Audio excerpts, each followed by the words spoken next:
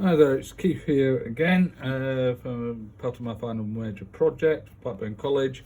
Today I'm going to be trying to produce a larger quantity of paint from the pigment that I got from the National Coal Board. I've been having quite a decent success so far. We've actually experimented with different binders, etc., and different pigments, both found and those that I've acquired and those sent by the National Coal Board. But in terms of the scale and sort of for in the future as well, I want to try and produce almost like a little mini range of my own paints that I can use both for this project and going forward, and potentially for the class with the participants at Stubby. So in this case I'm still playing around with quantities, trying to find what works best, but I'll crack on. So in terms of the pigment I'm using, it doesn't show up particularly well on this, so I can put an extra light on. It's this yellow pigment from the National Coal Board, one of the local collection sites near here. It's already part processed and dried out, but obviously you can see some very large lumps in there. It does powder up really well, this, so I think I'm going to be hopefully going to get away without having to do any mulling, but we'll see after we try the grinding in the pestle and mortar. So cracking on, I'll just continue on with this latest experiment.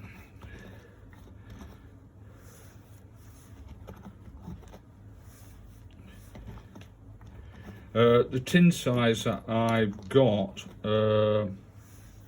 which I want to sort of try and fill each of, are ½ litre ones, so it's obviously quite a big step up from the tiny samples that I've been doing before. So I'm guesstimating really about the amount. I think that's probably enough actual pigment. It always surprises me actually how far it will actually go. We'll have to look at my pestle. Right, okay, I'll just start grinding that up. It'll just take a little while. As I said, this is already seems to be part processed, but I could do to find out exactly what the National Coal Board actually does with it once it's come out of the collection point, because it's obviously, it has gone through some sort of processing. As you can see, it's very soft and just grind up quite easily.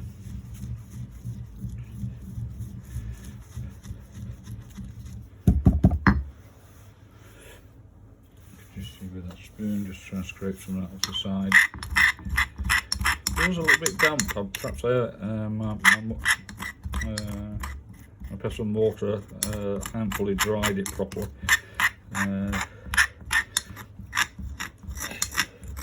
It's just sticking slightly. What I might have to do is in this one is actually add the water direct in,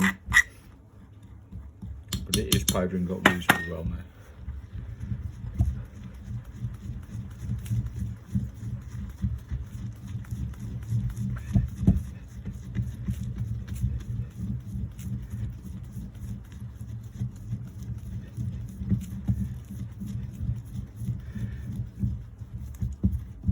I think what it is that it is slightly damp, and you can see it's starting to clog together. So although the actual individual grains are quite well separated, they're then reforming with a bit of moisture that's in there. I might therefore have to actually get the muller out on this, so we can take it from there.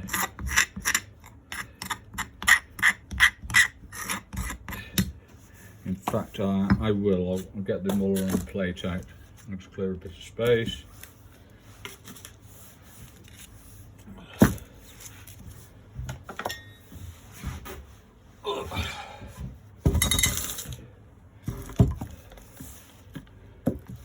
I did anticipate this may occur. So, okay, after the first grinding there, I'm just going to empty that now and scrape that off.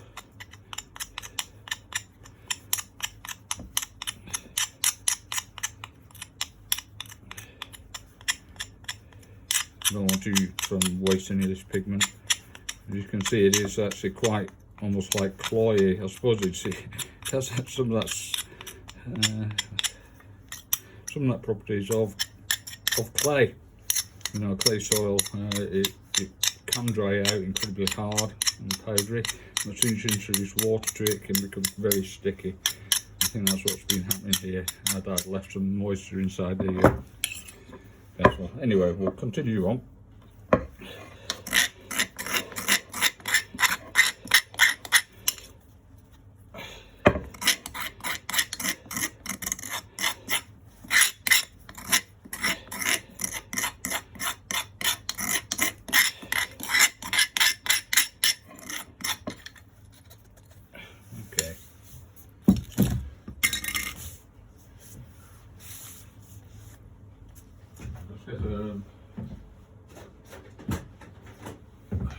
Palette knife.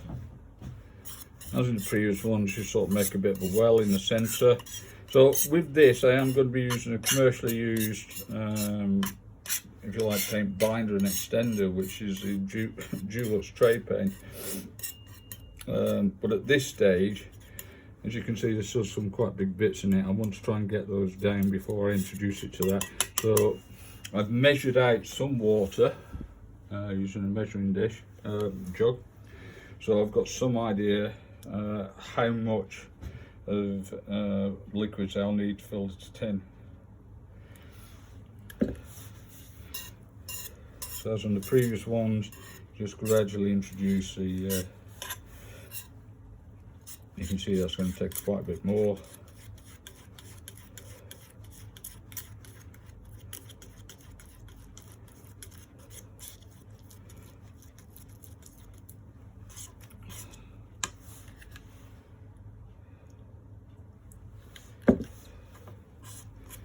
I think on the smaller samples I've started using a pipette, which is sort of helpful, but on this sort of sizes where the quantities are larger, it's reasonably controlled to do it by just by eye using the jug.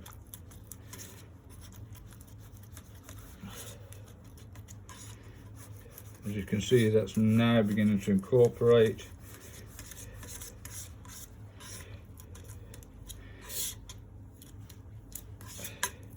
And it is very soft, this.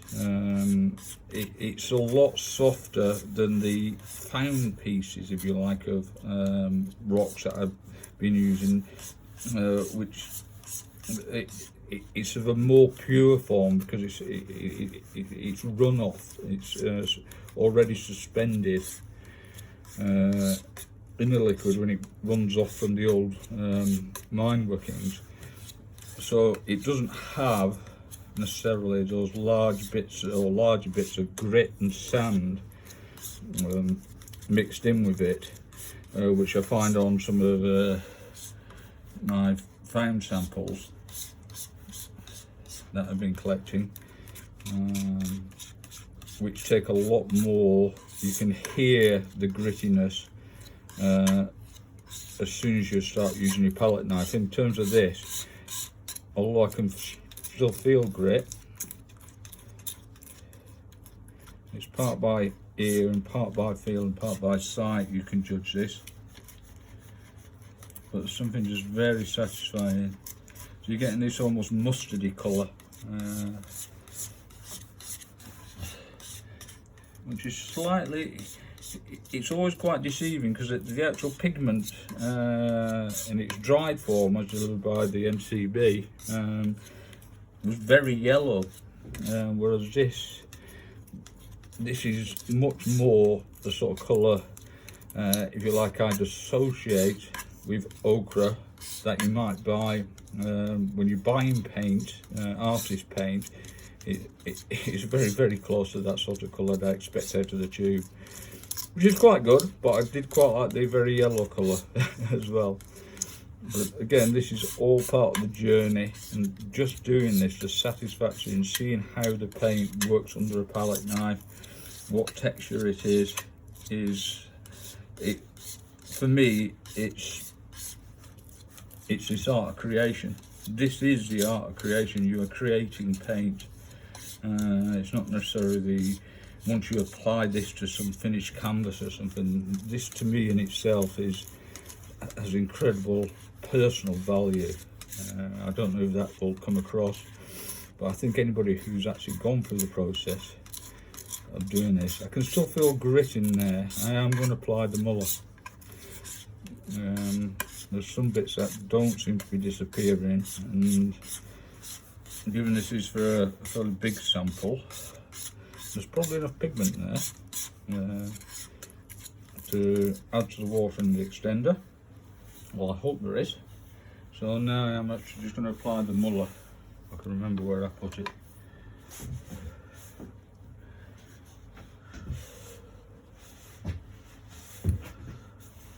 Right in front of me.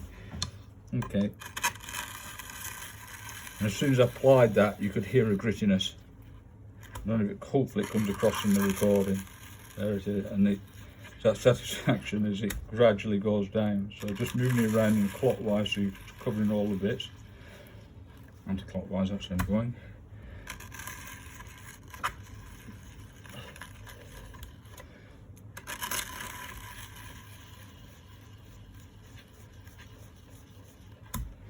Just some of these patterns that emerges while you're doing this, the spiral nature of it. There's something in that to me just speaks of the medium. You find these little rivulets forming between the water and the dry pigment and the base plate. You can see these, which I find absolutely beautiful. It'd be nice to try and take some actually. In fact, I will just get the camera, and if I get a nice one in the centre here, and it probably won't happen, I'll take a photograph of it. So that's almost stuck on. I'll just take a photograph of that. Oh, I can't because I'm filming.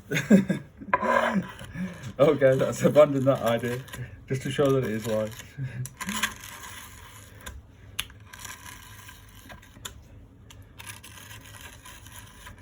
So I'm producing quite a bit here.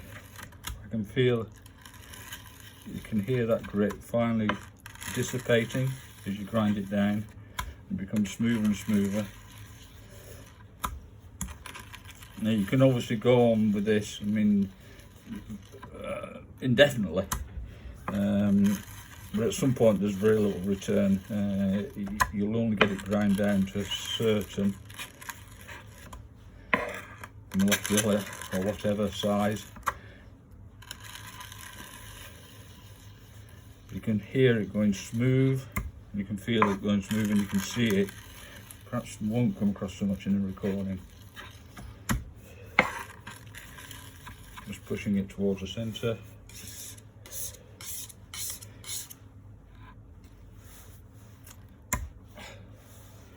Right, I am going to, at that stage, I could go on for further, but for the purposes of this recording, it's I just want to show the process. Although this is, I'm quite happy with the consistency of that. I just need to scrape that up.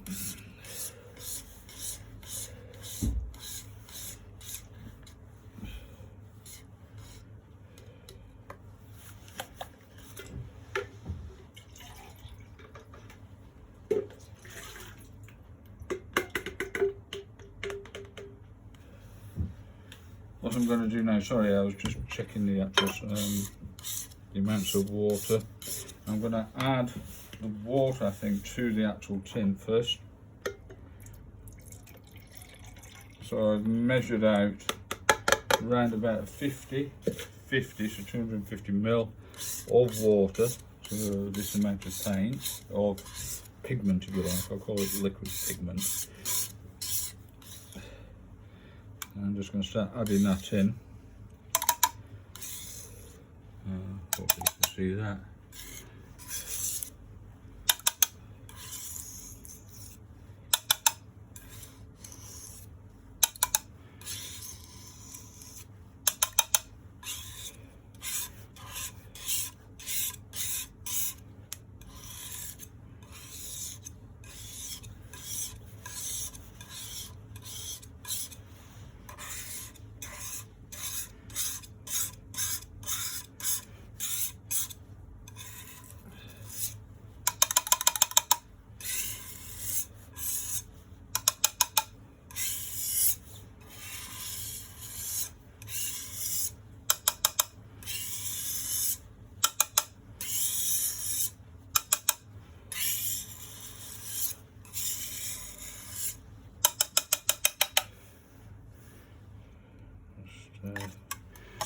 Just mix that in with a palette knife now.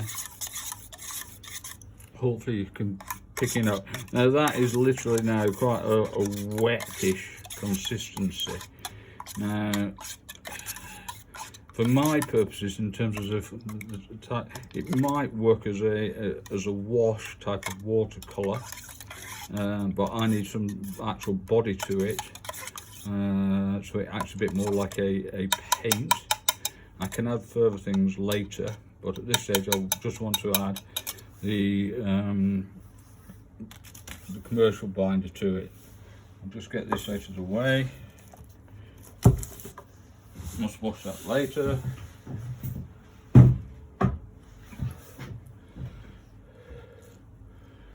Okay, I'll just wipe around that tin.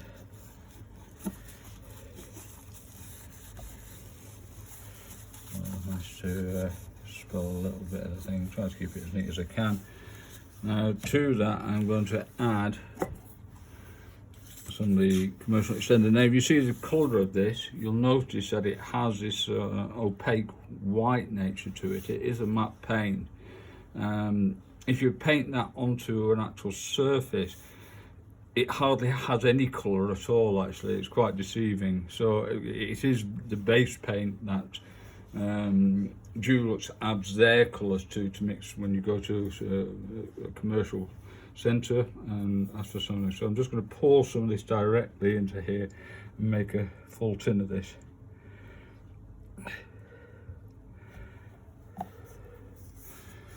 There we go. I'll just wipe around these tins. Should have got some more paper.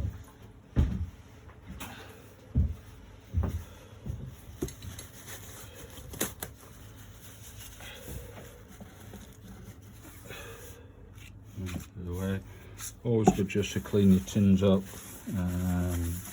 It looks more professional, but it does help them closing and opening these tins, which is anybody who's done a bit of painting will know can be problematic. That should be clean enough. I'll seal that tin up properly afterwards. It needs to be sealed. Right, so I've now got the water, the pigment, and the extender binder in there, and I'll just start mixing that because you can see at the bottom the white of the extender and through, and I'm hoping that will integrate. It certainly did last time. I have got actually a little electric whisk, which I might apply later.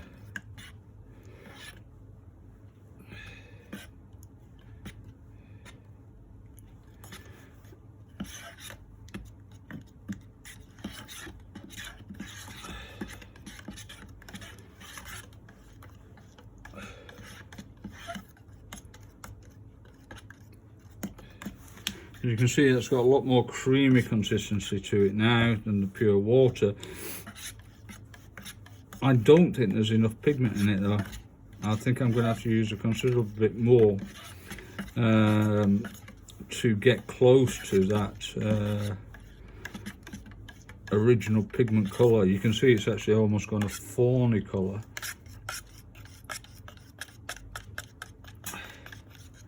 I don't know if that's separating out even.